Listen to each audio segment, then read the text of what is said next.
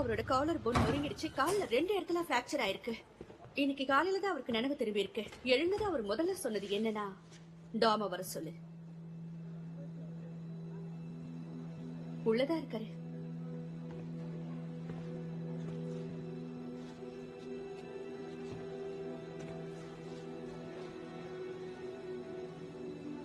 உனக்கு என்னாச்சு?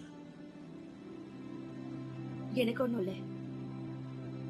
உள்ள காத்துக்கிட்டு இருக்காரு. வாங்க போலாம்.